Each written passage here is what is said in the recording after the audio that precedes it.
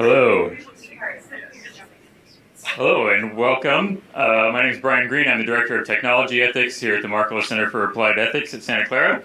And I'd like to welcome you to Are You Smarter Than ChatGPT? This event will be an interactive opportunity for students, faculty, and all present to test their abilities to differentiate between ChatGPT and human responses and find places where ChatGPT hallucinates or makes errors. The event will also provide a place for students and faculty to discuss how ChatGPT has changed the educational landscape.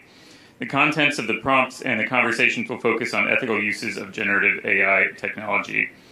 This event will be led by Laura Clark. Laura's a Markkula Center Hackworth Ethics Fellow working on AI ethics this year. The Hackworth Fellowship invites applications near the end of each academic year from Santa Clara University sophomores and juniors to propose a project related to ethics. The goal of the program is to have fellows engage more deeply with the application of ethics to a topic of concrete concern, to complete an important project related to that concern, and to grow as an ethical leader. To pursue this goal, fellows are expected to either develop their own programs in an area of interest to them or to work with existing programs at the Ethics Center. These programs can be on a wide range of topics and use a wide range of methods that are of interest to the fellow. The fellowships have a stipend supported by a gift from Joan and the late Michael Hackworth. Laura Clark's project investigates problems related to AI, human dignity, and meaning. The previous event, What Does It Mean to Be Human in the Time of AI, is available as a recording on the Markkula Center website. The next event she is planning will occur on April 24th in Benson Parlors B&C, which is right here, at the same time, 12 to 1 p.m., and will be a panel discussion on AI, love, and relationships. Over to Laura. Alrighty, hello everyone. Thank you so much for coming. My name is Laura. I am a senior here at Santa Clara. I'm a philosophy and religious studies double major, and I'm really excited to hear all of your thoughts and just prompt conversation on AI and ChatGPT, as it is a very relevant topic. So just so you guys have a sense of what is going to happen at today's event, the structure is as follows. So first activity will include differentiating between an undergraduate student versus a ChatGPT written response on 3 different ethical topics. Following this, we will discuss the indicators for establishing whether a response was AI generated. So if there's anything you recognize that made you think one way or the other. Next, we will next we will look at an example of ChatGPT hallucinations and discuss what this means for ethical use of technology. And then lastly, we'll consider our understanding of intelligence and what being smart means, if and when ChatGPT should be used, and how ChatGPT has changed the relationship between students and professors. For this first section, I just want to remind people that undergraduate students did write one of the responses, and they might be in the room with us currently. Possibly, it's one possibility. So just when you're considering or going over the responses, trying to determine which one was written by a student versus ChatGPT, just be aware in your comments about critiquing or talking about the student's writing. And then for this first one also, I'm hoping that people can split up into little groups. If you don't want to participate in interactive, that's totally fine. You're welcome to stay in the back. All comments will be voluntary, so it's totally up to you. So if everyone just wants to group in 3 or 4, five people, you can talk to the people next to you. Create little mini groups. I am going to put up the first response. So Dr. Green and I are each going to read them out just so the people in the back can hear them, but they'll stay up so that you can talk amongst yourselves as well. So the first prompt is write 5 sentences in support of diversity on college campuses.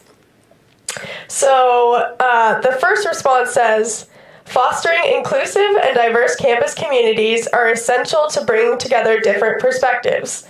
The opportunity to learn from one another and build relationships offers the chance to recognize our shared humanity and appreciate the variety of experience that people have to offer. By promoting diversity, students are prepared to live and work in a pluralistic society. Diversity challenges preconceptions, prompting critical thinking and reflection upon one's own views and beliefs.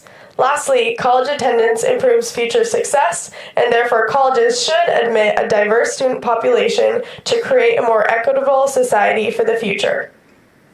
All right, now I'll read the second. Promoting diversity at colleges and universities is crucial for fostering a rich and vibrant academic environment. By embracing diversity enhances the learning experience by exposing students to a wide range of perspectives, ideas, and cultures. It helps create a campus community that reflects the pluralistic nature of our society, preparing students to navigate a diverse world after graduation. Additionally, a diverse student body contributes to a more inclusive educational environment, fostering tolerance, understanding, and appreciation for differences. By actively seeking and valuing diverse voices, colleges can better equip students with the skills necessary to thrive in an increasingly interconnected and globalized society. All right, wonderful. So now we've heard the two different responses, so you guys can each take some time in your groups to consider which one was written by an undergraduate student, a real living, breathing one, and which one was written by ChatGPT, and do your best to come up maybe with a few possible reasons why you thought one way or the other, and we will vote in a few minutes. Alrighty, if everyone can kind of come back, if you weren't able to say something, feel free to kind of switch around the groups for the next one so everyone can get to talk. So there are going to be 3 voting categories.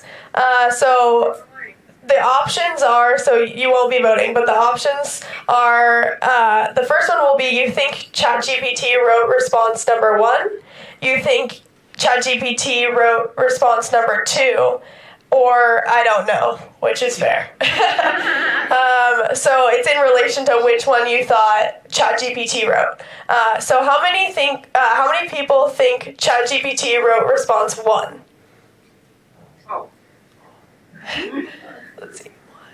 1, 2, 3, 4, 5, 6. Okay, about 6. Okay. Who thinks ChatGPT wrote response 2? Okay. Who says I don't know? Okay. Alrighty.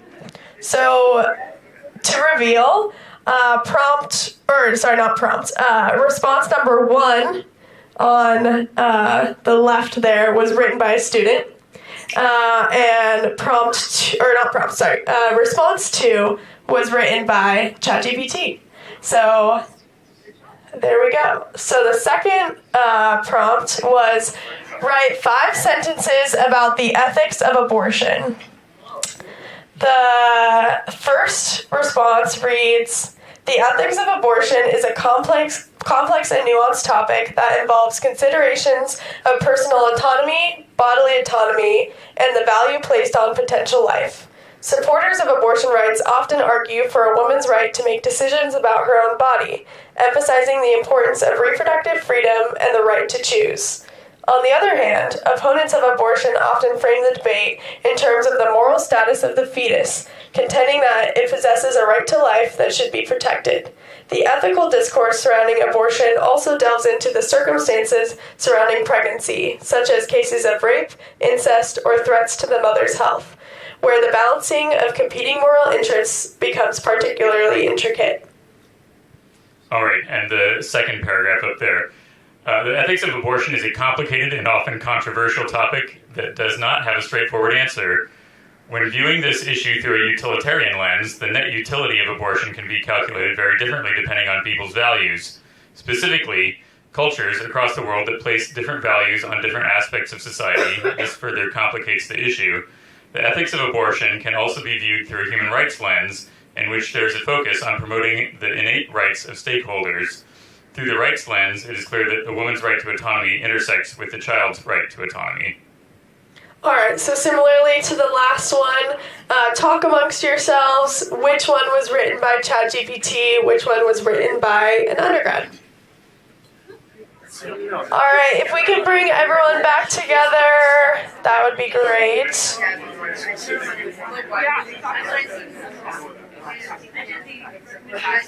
Alrighty, so to remind people of the different voting options, option 1 will be you think ChatGPT wrote response 1, option 2 you think ChatGPT wrote response 2, and third option, I don't know.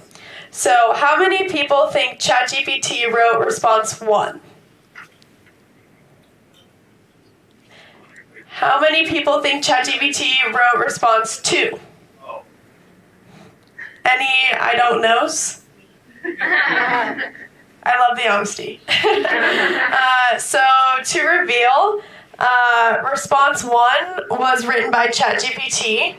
Response 2 was written by a student. Awesome. Alrighty, and then the last prompt in this section of the event is write 5 sentences about whether ChatGPT should be used in the classroom. So the first response reads, ChatGPT can enhance learning in the classroom by providing a personalized learning experience for students. The chatbot provides a valuable tool for generating ideas, research, and learning. One of the main concerns with ChatGPT is that it is used inappropriately by inhibiting students from learning and applying knowledge effectively. Some instructors may incorporate ChatGPT into their course curriculum by utilizing it to practice critical thinking skills. Ultimately, proper implementation into the classroom setting, aligned with the goals of instructors, maximizes its effectiveness. All right, and the second response. Integrating ChatGPT into the classroom setting offers both potential benefits and challenges. On the positive side, ChatGPT can serve as a valuable tool for enhancing student engagement and fostering interactive learning experiences. Its ability to generate instant responses to queries can be leveraged to stimulate classroom discussions and provide additional support for students seeking clarification on various topics. However, concerns regarding misinformation and ethical use must be carefully addressed. Educators should establish clear guidelines for students, emphasizing the importance of critically evaluating information generated by ChatGPT, considering its potential as a supplementary educational tool while addressing the need for responsible use and critical thinking skills. All right, you know the drill, so go for it. Okay, so I think at this point, pretty much everyone has a sense of the voting options. So who thinks ChatGPT wrote response 1? Who thinks ChatGPT wrote response 2? Okay, so we're pretty split. Any I don't knows? Okay, awesome. Alrighty, so for the reveal, the first response was written by a student. The second response was written by ChatGPT.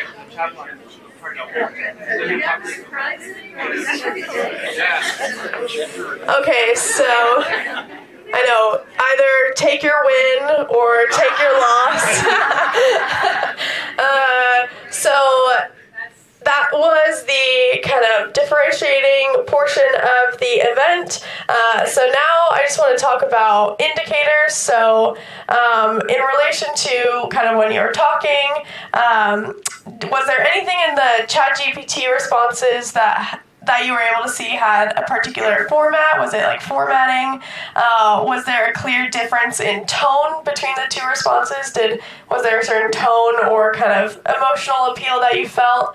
Was there certain information that you felt like ChatGPT or a student would only have access to? So I'll give you guys, again, some time to think about that. If you want to talk about it in relation to a specific prompt, that would be great. If you just want to talk about it in general as well, that is also welcome. So we'll give you a little bit of time just to recap your thoughts, maybe come up with 1 to 2 things, and then we'll open it up for you guys to let us know what you thought. Alrighty, let's bring it back together just so we can kind of keep on track. So, what, if anything, again, what were some of the indicators that you guys pulled out of the responses? Dr. Green and I have the mic, so if people can just raise your hands, and I can call on people and bring over the mic. Does anyone want to start? Who is the brave soul? All right. Well, I just want to observe that I think actually in all three cases, the abortion one was the middle one, right? Yeah. So in all three cases, it felt like the ChatGPT response was super smooth. And I don't want to say, I forget how you put it, David, but it was so good. Like, the mistakes are the soul of the human, or something like that. And it kind of goes with my preconception that ChatGPT churns out sort of vapid answers, which this really wasn't that vapid, but there was a kind of it was just a little too slick, I guess. I would also say, as Karen was saying, I actually sort of welcome seeing mistakes or somewhat grammar that was sort of struggling to be clearer, and I thought, I've never been so happy to see student mistakes. Mistakes equals soul, and until in the next breath, Karen and others said, well, you can actually program ChatGPT to make mistakes. So, there we go. I'm the one who has to see one of the other ones so I can compare. They do have the same format where it presents with ethical decisions. It has one position and then on the other hand, and then it goes on to say what the other position is, which was similar from one to the next. Great. Yeah, Dr. Green, you want to give it to Kendall? One of the things that I noticed, and I feel like I always notice, is that ChatGPT uses like numerous descriptive like adjectives in every sentence. Like it will be like a joyful, enthusiastic, happy, running dog. Instead of just like one thing, it would just like kind of continue on the sentence. And then another thing I noticed is that they're really good at making run-on sentences not sound like run-on sentences. Like, I personally can't write that long of a sentence without it sounding like gibberish. So that was interesting. And then the last thing that we all noticed was that a lot of times at the end of the paragraph, they kind of have like a summarizing sentence that like perfectly ties the bow on what they were talking about. And as much as students I think are able to do that, I don't know, when you're writing like a shorter, like 5-sentence paragraph, like you probably want to have more like of an explanation to the question or an answer to the question than like a summary of what you said. But yeah, that's what it was. Awesome. These are great observations. Does anyone else want to contribute? Yeah. We can go in the back and then Dr. Cronin's next. Sorry. I'll throw in one. A few of us also noticed individual word choices. Like in the last one, I think it referred to ChatGPT as a chatbot, and several of us said, "Oh wait, ChatGPT would never call itself a chatbot." That was and then I think on the right, it used the word educator, where I think a student would have said faculty, professor, instructor. I could name 4 or 5 other words. I don't think an undergraduate would have used the word educator. So there were a couple, and in each one we had a couple of words that we often include in our discussion.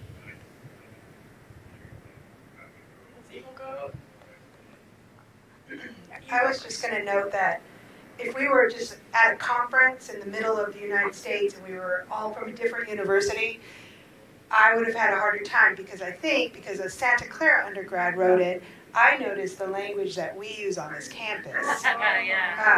And so that little, how educating the whole student really came through. So good job, everyone. Yeah. Yeah, I mean, and the thing I was going to add is it seems, well, as an educator, ChatGPT has been making me reevaluate the things that I value in an assignment. Like, yeah, mistakes show original engagement, which it turns out I care more about than super polishedness.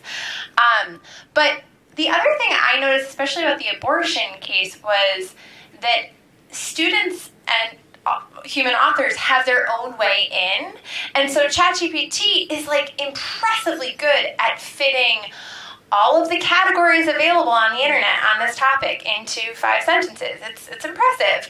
But human beings tend to come to a question askance from like their own particular starting point. And obviously we can think about that with the prompts and so on and so forth, but it's just, I noticed the particular, like, that person didn't answer all of the topics about abortion. It was sort of the first frameworks that were relevant to them, which were SCU-esque frameworks, for sure. Wonderful. Does anyone else want to speak? I think that's a great thing. Yeah, There's definitely. one thing that we were talking about really quickly that I'll throw in, and that is that's always seemed like a mile high view from the chat when ChatGPT was the producer. Definitely.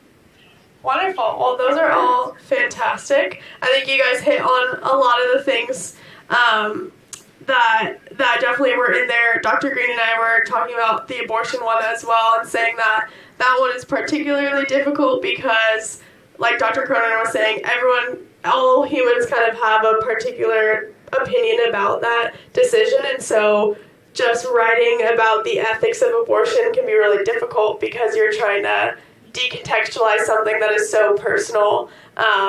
So that's kind of interesting. But with the other two, which were also ethical in nature, it was kind of hard, generally kind of 50-50. So that's also very interesting to see. So next, we're going to talk about ChatGPT hallucinations. So this one's just kind of a funny one. So if you don't know what the Fire Festival is, it was a fraudulent luxury music festival founded by Billy McFarland and rapper J. Rule. It was created with the intent of promoting the company's Fire app for booking music talent. The festival was scheduled to take place in 2017 on a Bahamian island.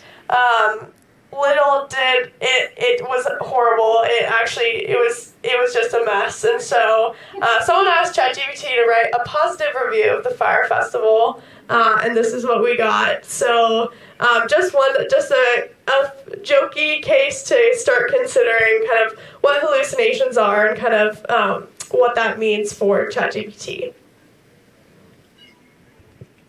All right. So the previous example was an example of fiction. Somebody asked ChatGPT to do that, write a positive review of this terrible thing, and it wrote the positive thing about the terrible music festival experience.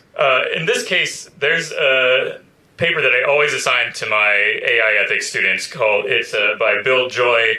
It's called Why the Future Doesn't Need Us, and so if you ask it for a summary of the article, it actually does pretty good. It gives you a pretty good summary of what Bill Joy says in this article. It's an 11,000-word article, so I know my students are going to be like, oh, do we really have to read the whole thing? Can I just get a summary from ChatGPT?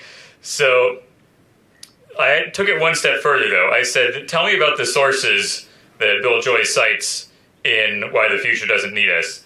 And it suggests 5 of them. 4 of them are correct and 1 of them is wrong. So this is a prime example of hallucination, right? Just making up a citation that's not there. Steven Pinker is not mentioned in this article at all. It's just a made-up reference that was not part of it. And I did this before. I did this last year also. This is one that I did just a few weeks ago. But when I did this last year, because I did the same experiment, it came up with, once again, 5 sources. 2 of them were wrong, so it's actually gotten a little bit better over the last year, or it's just chance, I don't know. But the last time it was interesting because it created a quotation, and it said this quotation is by this person, and that Bill Joy mentions it in his article. But in actuality, that quotation was a real quotation. If you look it up on the internet, the quotation was real. It is a solid quotation mark, which was quotation. Of about 10 words, 10 or 15 words. So it was fairly big, and it was interesting to see that it would get tokenized as an entire entity that would show up in the kind of data set. But it got the wrong person who said it. It was one person quoting another person. So the person who quoted it was attributed by ChatGPT, which is a sensible mistake to make. But it's interesting to see how these mistakes come up, and just the fact that once you see how slick some of those answers are, I like that word. It's slick, right? It looks nice. But then combining that with just stuff that's not true is, this is when you kind of get shoved in your face that, okay, there's a problem here. This is more like a person who's just a liar, right? Or they're really good at lying. Maybe they don't even know what reality is, which is fundamentally the case, right? This is just a statistical engine that is statistically associating words with each other, and sometimes it doesn't get the associations right. Oh, there's one other thing I was going to say on there. Down at the bottom of the ChatGPT page, it says, ChatGPT can make mistakes. Consider checking important information. All right, so just to kind of wrap up our discussion of that, so you guys brought up a ton of great things. One thing that I found this and I thought was interesting, it says some of the limitations include may occasionally generate incorrect information, may occasionally produce harmful instructions or biased content, and has limited knowledge of the world and events after 2021. So those are just things to consider in regards to the limitations. So one thing, the title of this event was, Are You Smarter Than ChatGPT? So it's important to consider what we mean by intelligence or smartness. At this point, ChatGPT can generally mimic human processes, mimic the cognitive processes, and it might have like a wide range of information that it's going off of, but it can't really critically engage in the way at least that humans can. One of the fears of ChatGPT is widespread de-skilling, but there's also the idea of moral de-skilling, so being unable to make, the moral decisions. And so part of making the first three examples, ethical issues, is kind of considering that question of, how does ChatGPT respond to these particularly ethical issues, and what do we think about our own moral capacity to make those decisions on our own, and if we're starting to use these technologies, how might they impact our moral decision making? So we have two kind of final questions to consider. So one of those in relation to moral de-skilling is, if/when should ChatGPT use? So kind of very basic, when should it be used? So you guys can talk in your groups again if you want to think about especially some of the examples that we were talking about at the beginning. That would be great. But also if you have any just thoughts or opinions on ChatGPT, whether those came from stuff that you learned about hallucinations or just in general, all those are welcome. So feel free to get in your groups and discuss. We'll do this similarly to the indicator section. So if you guys, I'll just open it up, and if you want to raise your hands, Dr. Green or I will come over and hand you the mic. So if and when should ChatGPT be used? The floor is yours.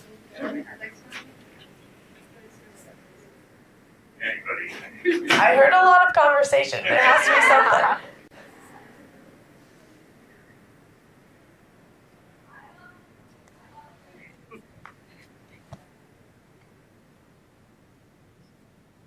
I'm not on the academic side. I'm the university's insurance and risk manager. I love the idea of ChatGPT on the operations side. I just think there's so many efficiencies that would be super helpful for us, especially as we operate on a lean staff. There's so much that's task-oriented that we could use AI in general to assist with.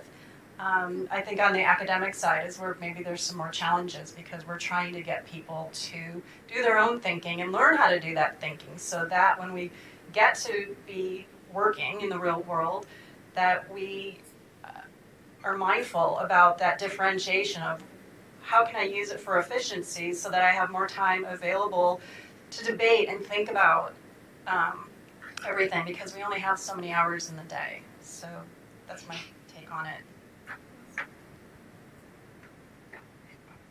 Anybody else? I can build on that. I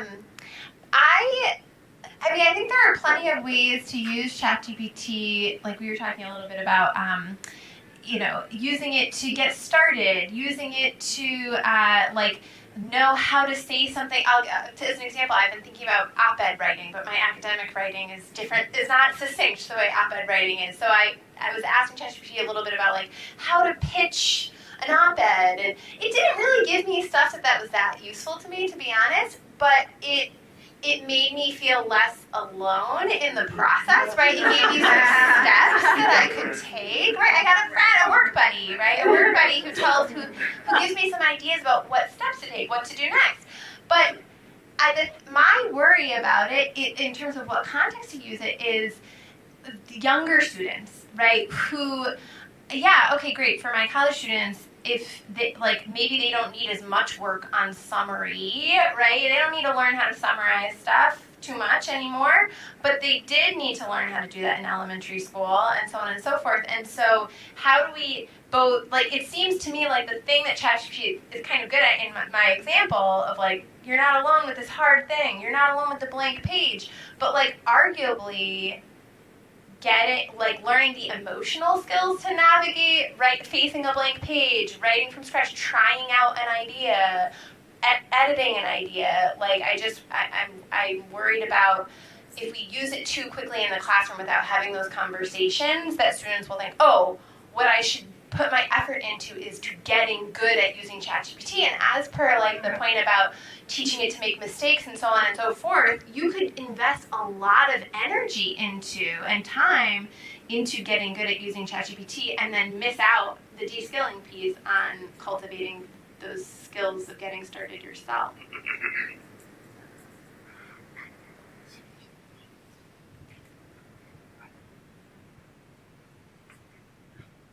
I was just musing in the context actually of both a business school class and then I'm in the humanities, but is it not true? I mean, so in the humanities, many of us, at least in our department, have this bias of no ChatGPT or really shutting it down.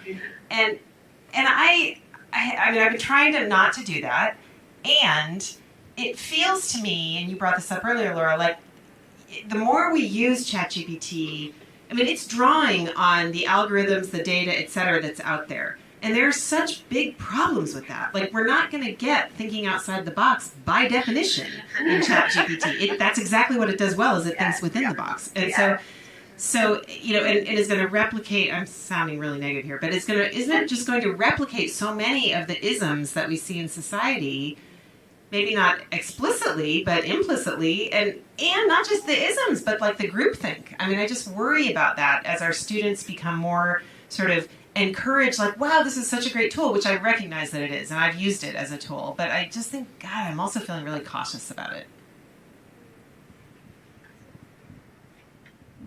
I think that's great. And then we have one more question just to consider. So the last question is, how has ChatGPT changed the relationship between students and professors? So that kind of gets back to that academic context that was brought up. So just take a few minutes. We might go a little bit over, so if you have to leave, definitely feel free to step out. So yeah, just take a minute. All right, we can bring people back together. I know that was kind of a short discussion. Does anyone have anything? One thing I wanted to just mention for this question is something that Dr. Green and I kind of considered was there's two different kind of views for the purpose of education. So there's kind of an instrumental view of education in which, or particularly for college or higher education, which is meant for getting a job or, a career, employment, all those types of things. So college, if you're trying to, the goal is career. And in that sense, ChatGPT might be really helpful because or like learning ChatGPT, like prompt generation, or different things might just make you better suited for whatever X career you're looking for. But there's also the intrinsic view of education, in that, higher education is more about learning and development and, kind of like growing as a human being. And in that sense, ChatGPT probably isn't very helpful because you're not critically engaging in the same way, and you're not like going through those emotions and just like the process of doing something that is very foundational to just the process of learning in general. So just some thoughts on that. But does anyone have anything they wanted to add to the relationships between students and professors?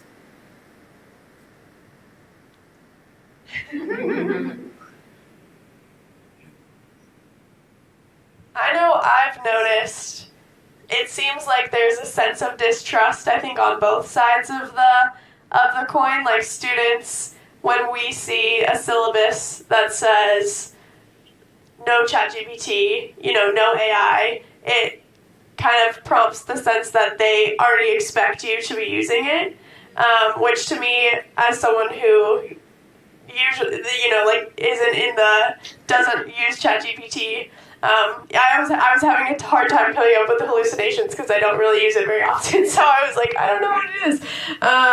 But to me, that it kind of, there is that precursor that I think it gives a sense that like, oh, they expect us to that we're going to use it. But I understand also on the professor side that there are students who are using it. So when you see it in your classes, you have to say something about it. So, yeah. I mean, I could add to give a concrete example to that. I guess I would say there are, before ChatGPT, when I would think about what is my policy about cheating on exams and so on and so forth, I would always think about it in terms of there are ways in which I can incentivize cheating, and I can do that by if I don't know, and give a take-home exam without complex questions, right? I'm making it really easy to do it a different way, right? Or if I'm giving a ton of busy work, if I'm giving you way more homework than you could possibly do in a reasonable amount of time, then you're gonna need a shortcut, right? And so I prior to ChatGPT, I definitely thought about okay, how can I write assignments that students have internal motivation for? How can I write assignments that can be reasonably accomplished, and how can I have a policy that reflects, if you have an emergency and you reach out to me, that's so, but also how can I make it so that it's fair to other students if I don't walk out of an exam, and leave students to themselves, so that they aren't put in a situation where that's harder. And I think with ChatGPT, those obligations, that thought process hasn't actually changed fundamentally that much. I still feel like I need to write assignments that students have internal motivation for. I need to cut down on busy work. But I do think that there are new difficulties with that, and skills I might really want to teach a student, but that are now easier to just have ChatGPT do without even having to think about it. So yeah, I don't know. I think similarly, I guess. Yeah. Amazing. Well, I think that's perfect. We can wrap it up there. Thank you all so much for coming. I really appreciate it. It was so great to see everyone.